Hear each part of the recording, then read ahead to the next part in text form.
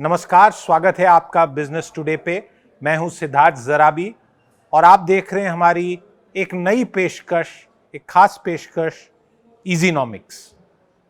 इजीनॉमिक्स पे हमारा प्रयास रहेगा कि जो इकोनॉमिक्स के रोजमर्रा के बड़े इशू हैं, जो आपके जीवन पे जिनका असर पड़ता है, उनको हम जितना संभव हो सरलता से आपके सामने रखें। और आज इस एपिसोड पे हम बात करेंगे होलसेल प्राइस इन्फ्लेशन, यानी होलसेल बेसिस पे जो मुद्रास्फीति है, जिसे WPI इंडेक्स कहा जाता है, जो मुद्रास्फीति का एक बड़ा मेजरमेंट का इंडेक्स है अपने देश में।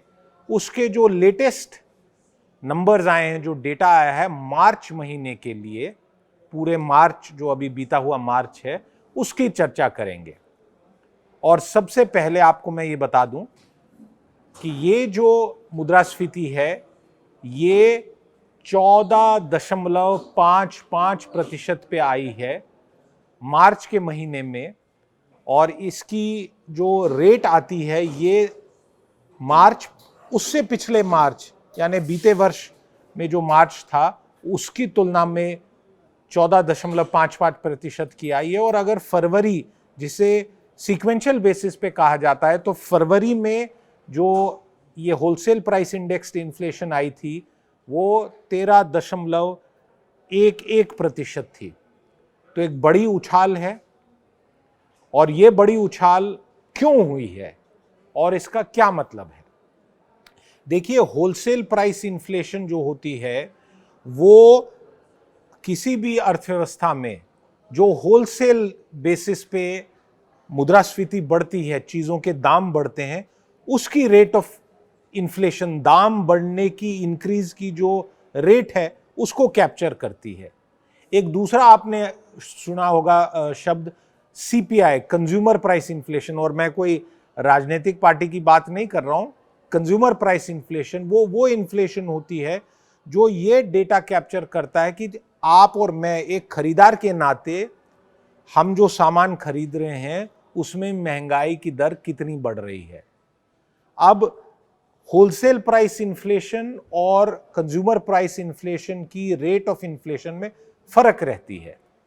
और मैं आपको बता दूं कि इसी मार्च महीने की जब हम फर्क देखें तो CPI, जो कुछ दिन पहले डेटा आया था, वो मार्च महीने के लिए आया था 6.95%।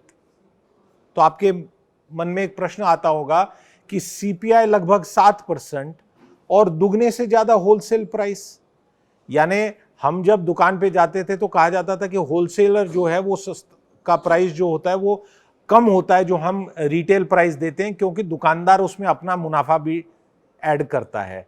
तो इतनी फर्क क्यों है? ये एक स्टैटिस्टिकल फर्क भी होती है, पर आम तौर से जो CPI होती है ना, जो आप और मैं जिस मुद्रास्फीति का सामना कर रहे हैं और जो होलसेल लेवल पे चलती है, वो लगभग समान होती है। अभी ये नहीं चल रही है क्योंकि एकदम से इन्फ्लेशन का सर्ज, मुद्रास्फीति का सर्ज हमारी अर्थव्यवस्था में आया है। क्यों आया है? ये दूसरा बड़ा सवाल।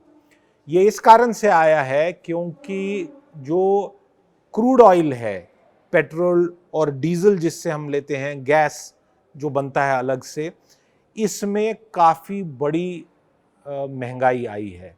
और उस महंगाई का हमने नतीजा देखा कि 10 रुपया रिटेल प्राइस पेट्रोल और डीजल में बढ़ाया गया, और काफ़ी इंक्रीज जो हमारे LPG में, और जो ओला उबर के लिए गैस इस्तेमाल होता है, CNG के लिए गैस इस्तेमाल करते हैं आप CNG कार्स में, उसमें भी प्राइस बढ़ाया गया है। और एक स्टेज ये आई थी कि पिछले साल के कंपैरिजन में इस वर्ष क्रूड ऑयल में करीब $60 का इंक्रीज हुआ था। तो वो इंक्रीज जो है उसमें से जो एक छोटा अंश 10 रुपये का 22 मार्च से कंपनीज ने बढ़ाना शुरू किया। तो मार्च के आखिरी के 7-8 दिनों को जब हम जोड़ते हैं 31 मार्च तक, वो इसमें डेटा में कैप्चर हुआ है। उसके बाद भी 6 अप्रैल तक पेट्रोल डीजल के दाम हर रोज 80-80 पैसा बढ़ाए गए।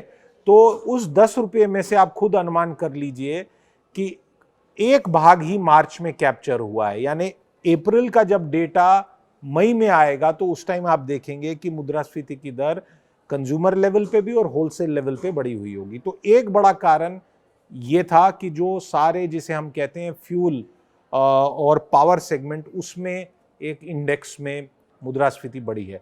मैं एक चीज यहाँ पे साफ तौर से समझा दूं कि जो ये इंडेक्स होता है इसमें बहुत सारे आइटम होते हैं, बहुत सारी वस्तुएं, कमोडिटीज होती हैं, और ये सारी कमोडिटीज में प्राइस चेंजेस नहीं होती हैं। ऐसा कोई मतलब कंपल्शन नहीं है कि हर बारी हर वस्तु में प्राइस बढ़े। कुछ वस्तुओं में तो बल्कि प्राइस घटता भी है, जैसे वेजिटेबल्स में हमने देखे, जैसे सब्जियों के दाम में हमने देखा कि थोड़ी हल्की सी कमी भी आई, क्योंकि मार्च के महीने में अच्छी मात्रा में काफी सप्लाई थी, कोई शॉर्टेज नहीं हुई, इसलिए वहां पे मुद्रास्फीति बढ़ी नहीं है।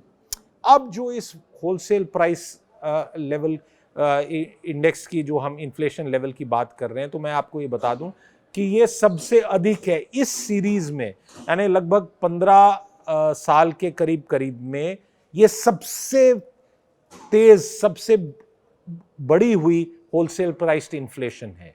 और ये एक बड़ी खतरे की घंटी है हमारी अर्थव्यवस्था के लिए। खतरे की घंटी क्यों? दो कारण है खतरे की घंटी। पहला कि जो आम आदमी है उसकी जेब पे डायरेक्ट असर और वार करती है इन्फ्लेशन। दो तरीके से करती है। एक, आप जो रोजमर्रा अपनी जीवनी के लिए, अपने गुजारे के लिए जो आप गुड्स खरीदते हैं, जब उनका दाम बढ़ता है तो आपकी आमदनी तो हर महीने बढ़ नहीं रही है। आमदनी पिछले हमने 2-3 साल में देखा है कि किस प्रकार अर्थव्यवस्था में बहुत चैलेंजेस रही हैं।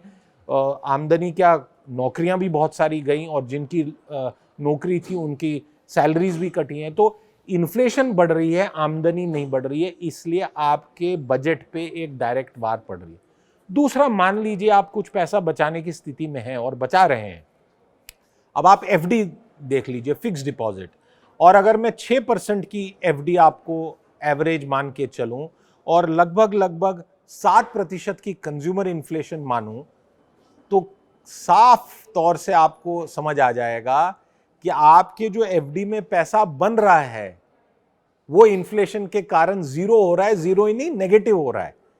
तो बचत करने से जो कुछ इंटरेस्ट इनकम आपको मिलती है और आप सोचते हो कि पैसा हम जुटा रहे हैं, बचा रहे हैं, बाद में काम आएगा, या किसी खर्चे के काम आएगा, रिटायरमेंट के बाद काम आएगा, तो इन्फ्लेशन उस वैल्यू, उस पैसे के वैल्यू को इरोड करती है। इसीलिए मुद्रास्फीति एक बहुत खतरनाक चीज होती है। गरीब को सबसे ज्यादा मार पड़ती है मुद्रास्फीति की, और खासकर वो मुद्रास्फीति जो खाद्य पदार्थों की मुद्रास्फीति होती है, क्योंकि गरीब व्यक्ति के खर्चे में से एक बड़ा भाग, बल्कि एक मेजॉरिटी भाग खाने पे ही जाता है।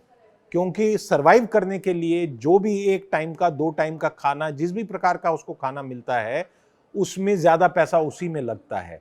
और अगर खाना नहीं है तो व्यक्ति का सर्वाइवल नहीं है। और मिडिल क्लास के लिए, जिन पे कई प्रकार के प्रेशर्स हैं, और जो कंजम्पशन बास्केट में जीएसटी का भी बहुत बड़ा एक जिन पे बोझ पड़ता है, इनकम टैक्स का भी बोझ पड़ता है, तो इन्फ्लेशन उसके लिए एक बहुत बड़ी मार है। और फाइनली आपको चीज एक और मैं ये बता दूं कि अब इससे होगा क्या।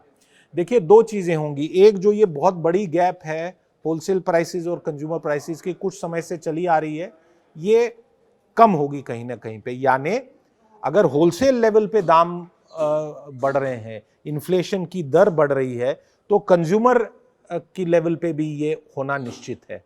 कितना होगा? जैसे मैंने आपको कहा कि अगर हम पेट्रोल डीजल की बात करें, गैस की बात करें, तो एक सप्ताह तो अभी अप्रैल का भी डेटा इस महीने का कैप्चर होगा, उसका इंपैक्ट हम आगे जाके देखेंगे।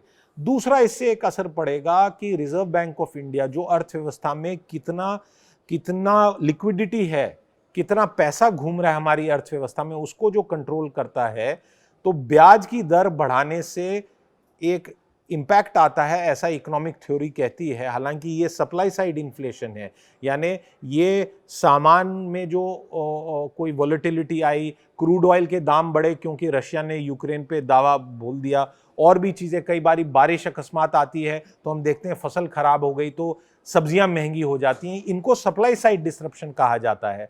अब इनकी ब्याज दर बढ़ाने से कोई प्याज, टमाटर, नींबू के दाम में चेंज पड़ेगी ऐसा नहीं है, परंतु इकोनॉमिक थ्योरी के चलते मनी सप्लाई कम करने के लिए इंटरेस्ट रेट बढ़ाई जाती है, लिक्विडिटी कम की जाती है, ऐसे अलग अलग स्टेप्स लेता है रिजर्व बैंक ऑफ इंडिया। तो रिजर्व बैंक ऑफ इंडिया ने पीछे अपनी पॉलिसी में कोई कदम नहीं लिया, अब उन पे प्रेशर बढ़ेगा। और अगर ये लगातार चलता रहा, क्योंकि होलसेल प्राइस इंडेक्स इन्फ्लेशन जो है लगातार 12 महीने डबल डिजिट्स में चल रही है, यानी 10% से ऊपर चल रही है, तो इसका प्रेशर पड़ेगा इंटरेस्ट रेट्स पे, ब्याज दरों पे। और अब हमें ये देखना पड़ेगा कि रिजर्व बैंक ऑफ इंडिया क्या कदम लेते हैं। तो फिर मिलेंगे इजीनॉमिक्स पे। आज मेरा ये आपके साथ प्रयास रहा कि ऐसे इश्यूज को हम थोड़ा सरलता से आपके साथ पेश करें। आपको कैसा लगा ये एपिसोड, ये ज़रूर फीडबैक दीजिएगा, अच्छा बुरा दोनों। लाइक करिए, सब्सक्राइब करिए, और आपके जो कमेंट्स होंगे हम प्रयास करेंगे कि अगले आने वाले शोज में हम उनके उत्तर आपको दे पाएं। तब तक के लिए नमस्कार।